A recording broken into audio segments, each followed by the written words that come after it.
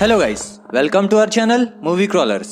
और आज हम बात करने जा रहे हैं 2021 की मूवी डेमोनिक के बारे में। इस मूवी को नील ब्लॉमकैम्प ने डायरेक्ट किया है, जो कि एक जाने माने डायरेक्टर है। इन्होंने ही 2009 की जानी मानी फिल्म डिस्ट्रिक्ट 9 को भी डायरेक्ट किया था। यह मूवी कोविड पेंडेमिक के समय रिलीज हुई थी, जिसके बावजूद इस मूवी का बॉक्स ऑफिस कलेक्शन $1,55,000 था। तो इस मूवी की एक्सप्लेनेशन स्टार्ट करने से पहले अगर आपने हमारे चैनल को सब्सक्राइब नहीं किया है तो सब्सक्राइब कर ले और बेल नोटिफिकेशन भी ऑन कर ले, जिससे आपको हमारे वीडियोस की नोटिफिकेशंस मिल जाएंगी।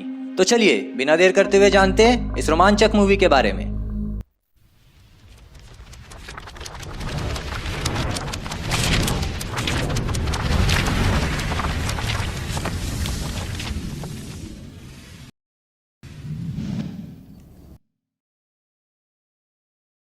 इस मूवी की कहानी कार्ली के इर्द गिर्द घूमती है, जो एक मिडिल एज्ड इमोशनली डिस्टर्ब महिला है। उसे अक्सर डरावने सपने आते हैं, जिन सपनों में उसकी माँ शामिल होती है। हालांकि कार्ली ने लंबे समय से अपनी माँ से सारे संबंध तोड़ दिए हैं। उसे उसके पुराने दोस्त मार्टिन का एक मैसेज मिलता है, जो उसे कुछ इंपॉर्टेंट बात के बारे में बताने के लिए मिलने को कहता है। कार्ली मार्टिन से मिलने से पहले अपनी सबसे अच्छी फ्रेंड सैम से मिलती है, जहां हमें पता चलता है कि कार्ली ने कुछ समय पहले मार्टिन से बातचीत करना बंद कर दिया था। हालांकि इस बार वह उससे एक रेस्टोरेंट में मिलती है, जहां मार्टिन उसे अपने काम के बारे में बताता है और यह भी बताता है कि थेरापोल नाम की एक कंपनी ने उससे संपर्क किया था और इस कंपनी के बहुत से अस्पतालों और जेलों के साथ भी कॉन्टेक्ट्स है। यहाँ मार्टिन कार्ली को बताता है कि उसे थेरापोल कंपनी से किसी प्रकार के एक्सपेरिमेंट में शामिल होने का ऑफर मिला था, और जब वो वहाँ पर पहुंचा तो वह वहाँ कार्ली की माँ एंजेला को देखकर शॉक्ड रह गया। वह वहाँ बेहोशी की हालत में थी और उसने सोचा कि कार्ली को इसके बारे में पता होना चाहिए। इसके बाद जल्द ही थेरापोल के लोग कार्ली से संपर्क करते हैं और वे चाहते हैं कि वह एक बार अपनी माँ से मिलने वहाँ आए। वह उस फैसिलिटी में जाती है जहाँ उसे उसकी माँ पैरालाइज्ड स्टेट में मिलती है। वहाँ के रिसर्चर्स और डॉक्टर्स कार्ली को बताते हैं कि एंजेला का दिमाग बेहद सक्रिय है, लेकिन उसे किसी तरह की दिमागी चोट लगी थी, जिसकी वजह से उसकी पूरी बॉडी पैरालाइज्ड हो चुकी है। इसके बाद हमें यह पता चलता है कि एंजेला पर 21 लोगों की हत्या करने का भी आरोप है, और अगर उसे यह बीमारी नहीं होती तो वह भी जेल में अपने अपराधों की सजा काट रही होती। डैनियल और माइकल कार्ली को उनके काम करने के तरीकों के बारे में बताते हैं। वे उसे बताते हैं कि उन्होंने अपनी टेक्नोलॉजी का इस्तेमाल करके एक वर्चुअल सिमुलेशन बनाया है, जो कि एंजेला के सबकॉन्शियस माइंड की है। वे कार्ली को बताते हैं कि एंजेला इस सिमुलेशन में काफी एक्टिव है और वह बार बार कार्ली और मार्टिन को पुकारती है। इसके बाद वे कार्ली से उस सिमुलेशन में जाने के लिए रिक्वेस्ट करते हैं, जिससे वह अपनी माँ से मिल सके और उन्हें एंजेला के सबकॉन्शियस माइंड में चल रही और भी बातों का पता चल सके। कार्ली उस सिमुलेशन में जाने के लिए तैयार हो जाती है। वहाँ वो अपनी माँ से उनके पुराने घर पर मिलती है और अपनी माँ से कहती है कि वो यहाँ आने के लिए इसलिए तैयार हुई क्योंकि वो अपनी माँ को बताना चाहती थी कि वो उससे बहुत नफरत करती है। एंजेला उसकी बातों को सुनकर इग्नोर कर देती है और उससे उस सिमुलेशन से जल्द बाहर निकलने और कभी वापस न आने को कहती है। कार्ली अपनी माँ की बात सुनकर हैरान रह जाती है। रिसर्चर उसे रियल वर्ल्ड में वापस लाते हैं और उससे वहाँ घटी घटनाओं के बारे में पूछते हैं। वे कार्ली को एक बार और सिमुलेशन में जाने को कहते हैं, जिससे वो जान सके कि उसकी माँ ने उसे क्यों छोड़ दिया था और उसने वे सारे अपराध क्यों किए थे। कार्ली इन सब घटनाओं से परेशान होती है, लेकिन वह फिर से सिमुलेशन में जाने के लिए तैयार हो जाती है। इस बार वह अपनी माँ से एक अजीब से बिल्डिंग में मिलती है। कार्ली को फिर वहाँ देख उसकी माँ उसे फिर से जाने के लिए कहती है, इससे पहले कि कोई उसे नुकसान पहुँचाए। इसी बीच कार्ली को एक भयानक मॉन्स्टर दिखता है, जो उस पर हमला कर देता है, जिससे उसे सिमुलेशन वर्ल्ड के साथ साथ रियल वर्ल्ड में भी उसके हाथ में गहरा कट लग जाता है।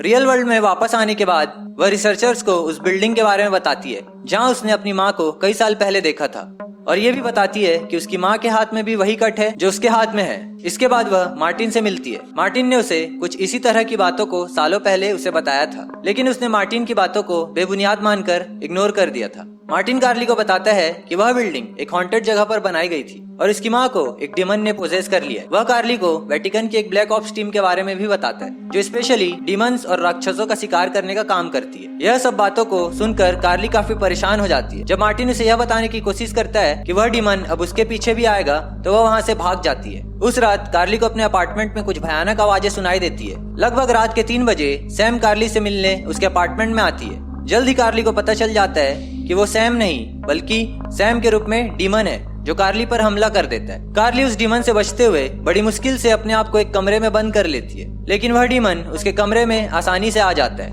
और कार्ली हड़बड़ाते हुए नींद से जाग जाती है। इसके बाद हमें यह पता चलता है कि कार्ली के पूरे घर में कैमरास लगे हुए हैं, जिसकी मदद से थेरापोल के रिसर्चर्स कार्ली पर नजर रख रहे थे। इस बीच कार्ली अपने कमरे से बाहर निकलती है और अपनी कार के पास जाती है। वह ड्राइव करते हुए सैम के घर की ओर जाती है।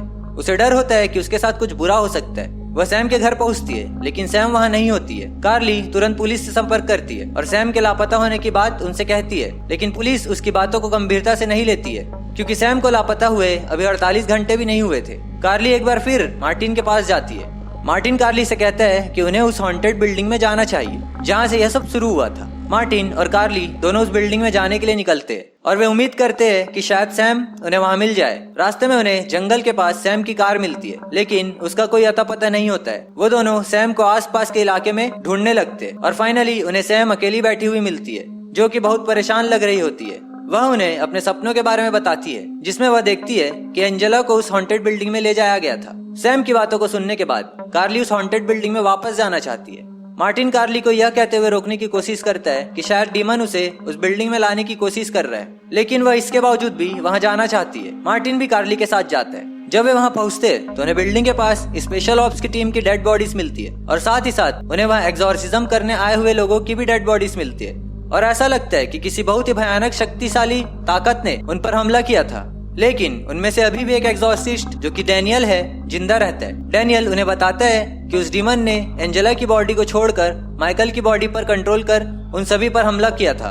इसके बाद वो उन्हें एक होली खंजर देता है, जिससे उस डीमन को मारा जा सकता है। वे बिल्डिंग में जाते हैं और एंजेला को ढूंढते हैं। जैसे ही कार्ली अपनी माँ की तलाश में वर्चुअल वर्ल्ड में पहुंचती है, वैसे ही मार्टिन का सामना उस डीमन से होता है। मार्टिन उस डीमन पर गोली चलाता है, लेकिन उससे उसे कुछ फर्क नहीं पड़ता और हमें मार्टिन की चीखने चिल्लाने की आवाजें सुनाई देती है। आखिरकार कार्ली खुद को और अपनी माँ को एक घर में पाती है, जहाँ एंजेला कार्ली को बताती है कि वह उससे हमेशा प्यार करती थी और केवल उसे उस डीमन से बचाना चाहती थी। जिसके बाद एंजेला की डेथ हो जाती है और कार्ली सिमुलेशन से बाहर आ जाती है। मार्टिन को वहां ना पाकर कार्ली घबरा जाती है और उसे ढूंढते हुए बाहर जाती है, जहाँ उसे सैम की जलती हुई बॉडी एक कार में मिलती है। आखिरकार कार्ली मार्टिन को बंधा हुआ पाती है, जहाँ मार्टिन उसे बताता है कि यह उस डीमन का प्लान था ताकि कार्ली उस बिल्डिंग में आ जाए। तभी माइकल, जिसे डीमन ने पोजेस किया है, वहां आ जाता है, जिसे देख कार्ली छुप जाती है।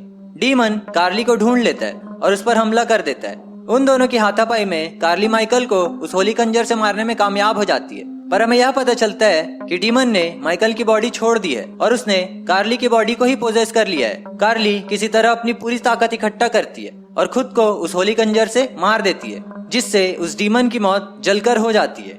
इसके बाद हम कार्ली को हॉस्पिटल में देखते हैं, जहाँ मार्टिन उससे मिलने आता है, जिसे देखकर कार्ली बेहद खुश होती है, क्योंकि फाइनली उन दोनों ने मिलकर उस डीमन को हरा दिया था। इसके बाद हमें मूवी का फाइनल सीन देखने को मिलता है, जहाँ कार्ली अपनी माँ के कब्र पर फूल लेकर जाती है, जिसका मतलब अब वह अपनी माँ से नाराज नहीं है। और इसी के साथ इस मूवी का दी एंड हो जाता है। तो गाइस, इसी के साथ आज का ये वीडियो यहीं खत्म करते। अगर आपको हमारी एक्सप्लेनेशन पसंद आई हो तो इस वीडियो को लाइक करें, हमारे चैनल मूवी क्रॉलर्स को सब्सक्राइब करें। हम आपके लिए ऐसे ही बेहतरीन मूवीज के एक्सप्लेनेशन लाते रहेंगे। तो मिलते हैं आपसे नेक्स्ट वीडियो में, तब तक के लिए good bye and take care.